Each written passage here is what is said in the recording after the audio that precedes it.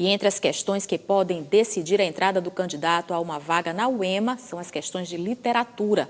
O edital pede análise de 3 livros. Vamos falar agora com o professor de literatura, Antônio Mendonça. Bom dia, obrigada pela sua presença, Antônio. Obrigado, que agradeço. Professor, dá tempo de recuperar quem não teve nenhum contato com essas obras? Olha, o ideal, a gente sabe que é que o aluno leia as obras, né? Só que o tempo é curto, a prova é no fim dessa semana, no começo da outra. Então agora o que ele vai ter de fazer é buscar uma análise dessas obras com alguém que tenha conhecimento delas e que possa encaminhá-lo para fazer uma boa prova, porque afinal de contas, 1/3 de toda a prova da UEMA, são 60 questões, 20 são de línguas, entre inglês, literatura, língua portuguesa, interpretação de textos, então é um volume muito grande de questões. Tem uma diferença de redação UFMA, UEMA?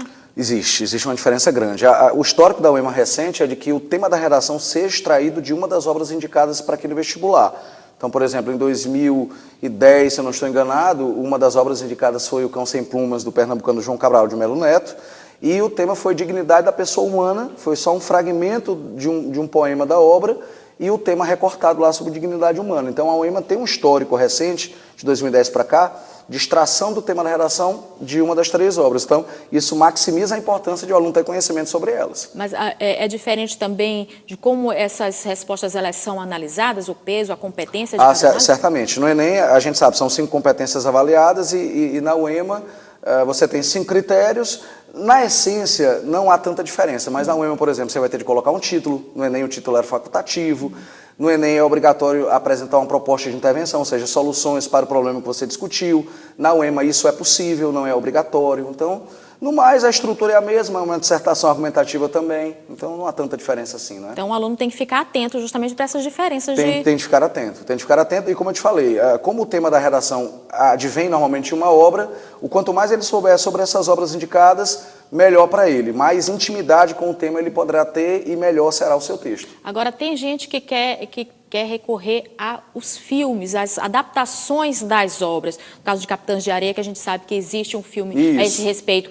Vale a pena? Olha, a gente sabe que normalmente quando há uma adaptação para o cinema, ela subtrai muito do texto original, né? Então, o ideal seria de fato ler, até porque a leitura de Capitães de Areia é uma leitura muito saborosa. O Jorge Amado era um escritor extremamente habilidoso e a obra fala muito sobre uma realidade que ainda é de hoje, de meninos que perambulam pela rua, de meninos que são obrigados até pelas circunstâncias de vida nas quais eles estão, a furtarem, a roubarem, né? Até quando eu falo sobre essa obra, eu ressalto a questão do determinismo, o meio como um ingrediente que determina o comportamento da pessoa. Aquele menino dificilmente teria outra direção na vida que não fosse, infelizmente, a de furtar, a de roubar para tentar sobreviver, não é?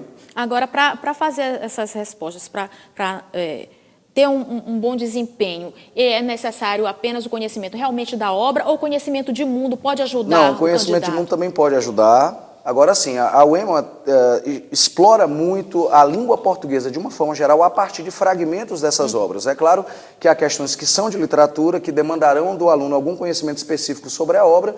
No mais, eles vão pegar fragmentos dessas obras. Por exemplo, Alberto Caeiro é poesia. Então, a poesia do Alberto Caeiro, que é um heterônimo do Fernando Pessoa, é uma poesia que abre um leque de possibilidades de elaboração de questões muito grande para a UEMA. Então, eles podem apanhar algum fragmento do Alberto para cobrar, por exemplo, figuras de linguagem, funções da linguagem, interpretação do texto poético. Então, assim, o aluno precisa estar preparado para tudo que possa aparecer. Porque, na verdade, são obras totalmente diferentes. O senhor citou aí um livro de poesia. Isso. Outro... Fala rapidamente para a gente a diferença das 3 obras que serão analisadas. O Alberto Caeiro, poesia, são 49 poemas, O Guardador de Rebanhos. Ele é um heterônimo do Fernando Pessoa, que saiu da cidade e foi viver no campo, não tinha conhecimento formal algum, era um empirista, um sensacionista que pautava a sua vida nos sentidos. Tanto é que ele diz lá num verso de um poema, que para mim é chave para entender a poesia dele, que pensar é estar doente dos olhos. Capitães de Areia, esse romance social do Jorge Amado, engajado politicamente, que discute essa realidade dos meninos que viviam perambulando pela rua.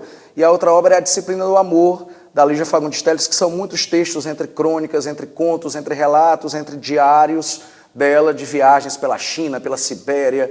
Então é uma obra bem eclética, essa da Lígia Fagundes Telles, que foi indicada ao Nobel neste ano, não ganhou, quem ganhou foi o Bob Dylan, né? Mas ela foi indicada e realmente mereceu a indicação. Ok, professor Antônio Mendonça, professor de literatura, que inclusive está com um curso para ajudar os candidatos, né? Isso, exatamente. A gente tem turmas na quinta-feira e na sexta-feira, a partir das 18h30, né? Se você tiver interesse, a gente tem algumas vagas só.